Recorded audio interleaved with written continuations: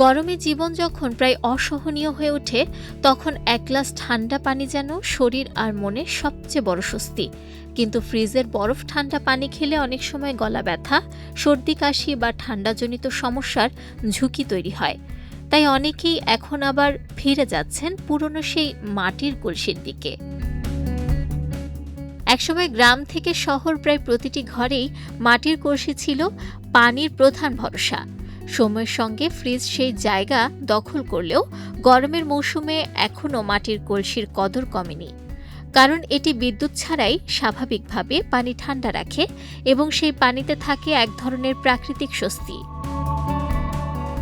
মাটির কলসিতে পানি ঠান্ডা থাকার পেছনে আছে একটি সহজ বৈজ্ঞানিক প্রক্রিয়া।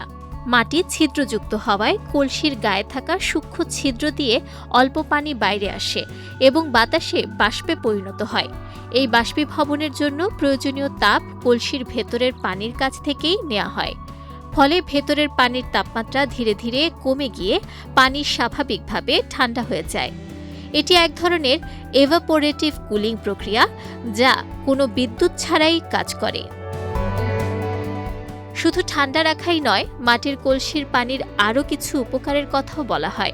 মাটির সংস্পর্শে থাকার কারণে এতে ক্যালসিয়াম, ম্যাগনেসিয়াম সহ কিছু প্রাকৃতিক খনিজ মিশে যেতে পারে, যা শরীরের জন্য উপকারী বলে অনেকে মনে করেন।